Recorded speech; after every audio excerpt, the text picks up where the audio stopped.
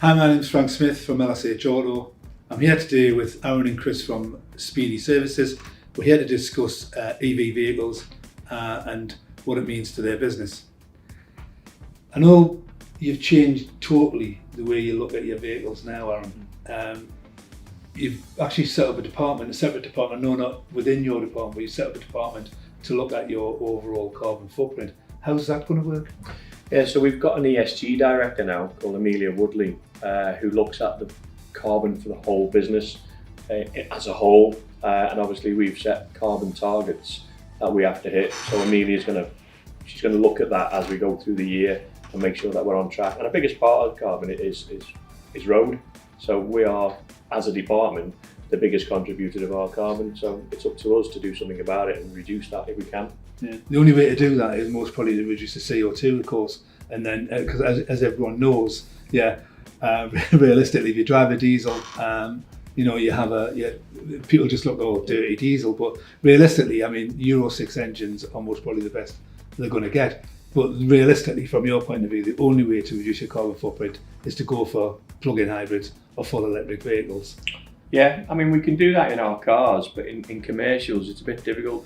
There is electric vehicles out there, but as a business, we do have some depots that don't do a lot of mileage, but then we have other depots that do lots of mileage based on the geographical place. So electric at the moment isn't going to do us as a whole. And in company car wise, it's a small percentage of our overall carbon footprint. Yeah. Is this mainly going to be clean air zones, do you think? I mean, maybe you can answer this, Chris, about where you see clean air zones, because I know you've done a bit of research on this, haven't you? Yeah, the cleaner air zones. I mean, that's where you're going to see your biggest cost saving just from a daily point of view. You know, you're obviously not paying that daily rate. I think the biggest thing for us is it's more the tax incentives that you get, especially for a company employee. For the company car side of things, obviously the reduction in tax is such a massive benefit for a lot of people. Being realistic about it, you're giving somebody a pay increase without actually touching their salary. Some people are seeing hundreds of pounds extra in the bank account just for taking a cleaner, more efficient vehicle for the most part. So how's it going to go? I mean, I know we're here mainly to discuss cars, but a massive big part of your business, and LSH Auto has a van centre as well.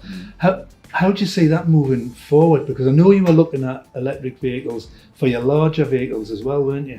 Yeah, we are. We're looking at larger commercials in electric, but again, it's just not out there at the moment. There is a few companies that we're talking to that do conversions. There's a company in Blackburn that do get glider chassis from Mercedes, and we do have one of those on order, and there's one coming through. It's in build at the moment, but again, it does 100 miles. On a truck, an average is 200, 300, 400 miles a day for a commercial truck. Our vans, we have fitter vans, which are mainly panel vans, and they're vans that they take home. So, do we then look at putting a home charger in so they can charge at home? But they'll they'll go out to jobs, and they could be 200-mile round trip to a job. So the biggest hit for us is our delivery fleet, which are 3.5-ton drop sides. So when someone designs a chassis cab that we can put a drop side body on, that'll be the big win for us in a lot of things in terms of our ESG, reducing our carbon, because we have sort of 800 of those vans on fleet. Yeah. And I mean, going back to cars, with in this COVID world we live in, okay, there's massive drop in mileage. I mean, you must have seen your fuel costs go massively down. Yeah, I mean, for the company cars, again, it's not a massive part of our fuel bill. Obviously, that is mostly commercials, but a lot of the things that we're seeing is even pre-COVID, people's ranges that they do in a company car. 9 times out of 10, a lot of them it's very viable to put them in an EV without much of an impact into the world, and that's personal and company business. A lot of people don't do as many miles as they think in a company vehicle. So I think what we're seeing is more a shift from range to charge time. A lot of the vehicles these days, they'll do the journeys, they'll do the distance, no issues, but it's more, what is your downtime? There's very few times that you'll do a 200-mile journey in one go. It happens, but are you down for 8 hours? Or are you only down for an hour when especially with the current fast chargers? So yeah, they're a lot more viable than people think. It's getting to a stage where most people stop on a service station nowadays for a coffee and a toilet break. So the fast chargers are going to help vastly if you can just plug in, go and get your coffee, have a toilet break, and you come back and you've got at least 50% charge back in there. So that's going to really help going forward. And also, I think one thing that COVID has done is it's made us realise that, do you really need to have to travel so much? Do you need to go to a meeting in London that's going to take you 4 hours to get there, and an overnight stop for a 2-hour meeting? And a lot of the times, especially in sales, they can be almost at somewhere and then the person at the other end cancels for some reason, so it's a wasted journey again, but you've got a hotel to cancel and everything else. So I think the one thing is, unless you're actually physically showing something, do you need to be in the same room as that person you have a conversation with? I think on the back of that is obviously as a company, we have a duty of care to people. And I think when you're forced to stop and charge your car on a long journey, it really does help the well-being of the employee as well. Because whereas you'll try to get that 4-hour journey done, is that the best thing for the employee? Probably not. Splitting it up by half an hour, an hour to midway to charge your car, it's probably a welcomed break, and one that you can kind of impose really to just make sure that they're taking the time. Yeah. One of the things that I'm really interested in is, I know you're countrywide, okay, and city-wise, I know you do an area split.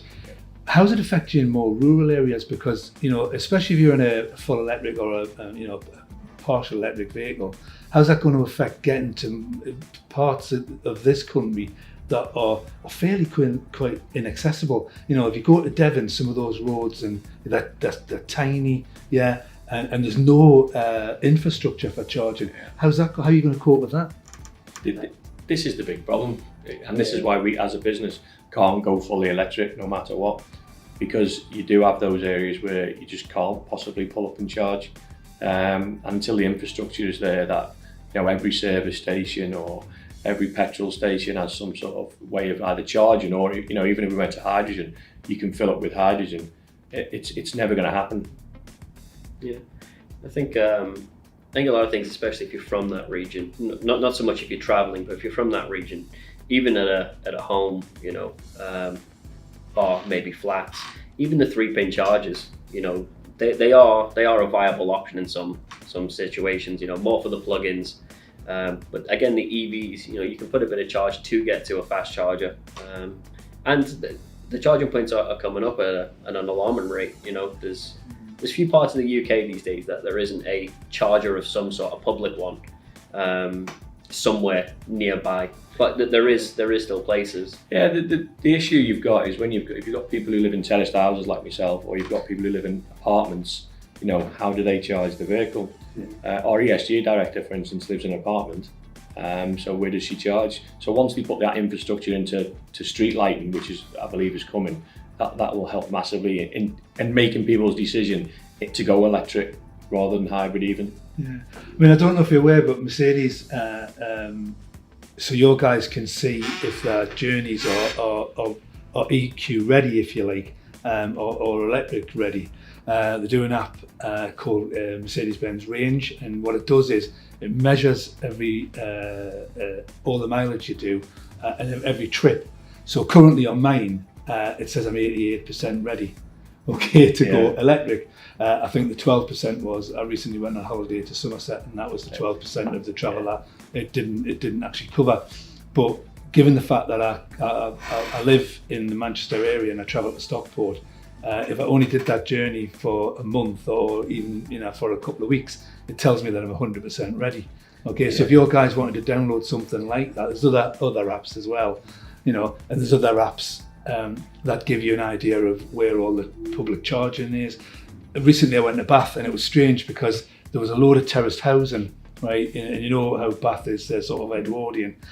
On the road there was like this black, well, it was like a speed bump, but it was on the path, right? And when I looked at it, there was a car, I won't go into which one because it wasn't a Merc, but it was there getting charged from this speed bump thing. It was absolutely weird. And when I looked at it, I thought my wife was going like, you're on holiday. don't look. But I sort of had to, and it was a weird thing because so all this like Edwardian terraced housing, nowhere to charge, and then this, and they've obviously dug the road up and put the wire through, but this car was getting charged, and I'm thinking, but there was no information on the road to say don't park here unless it's an EV. And I think that's one of the issues you're going to have going forward, isn't it? That's the way forward, I think, is wireless charging, isn't it? So you can pull up anywhere and your car charges as you put your phone on one of the little pads, and it charges it while you it's great. It's a great idea, and you don't have the cables laying around, so you don't have to plug a cable into your front door and drag it out or through your garage, because not everyone can have a home charger, I say, but that is definitely the way forward, either street lighting or underfloor charging. Yeah, I mean, I know the government in certain areas, especially in London currently, they're putting up something like 1,800 new public charging in, which realistically, from a parking point of view, within a clean air zone, is actually going to cut your costs, because once you plug it in, you're not actually charging it, paying any parking fees. You're just charging for your electricity. So we want to encourage people to charge their cars. We don't want to just give them a hybrid car and then go, oh, it's great, I'm paying less tax, but I'm never going to charge it. We want them to charge it, so we want the infrastructure to be there.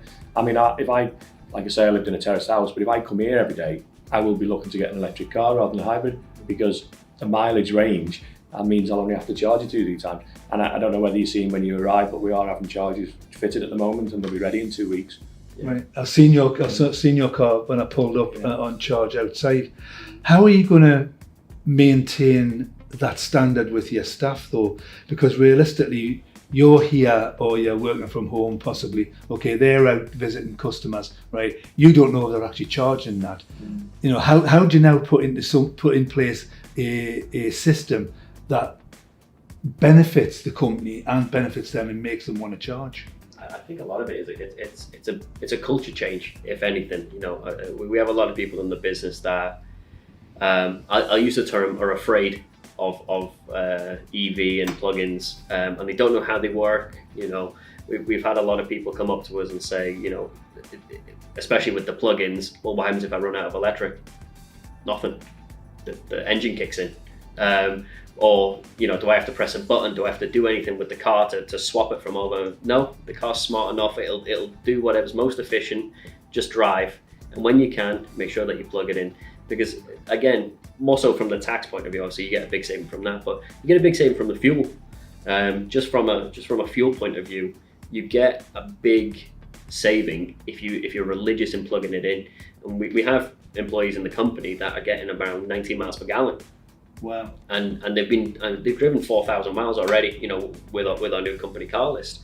And the person who that is, they are religious. They will plug in wherever they can. If they go to a supplier, have you got any charging ports? If they go anywhere, have you got any charging ports? And he's seeing massive savings, not from tax but from fuel as well. Is this about education, do you think, then? Because realistically, that's the one thing I think we as not as a manufacturer, but as a whole, car companies, or maybe it's not good at educating people who are outside the business to say, well, look, these cars are available for you. They will save you money. I mean, because let's face it, who wants to go? I mean, this morning on the way in, I had to fill up.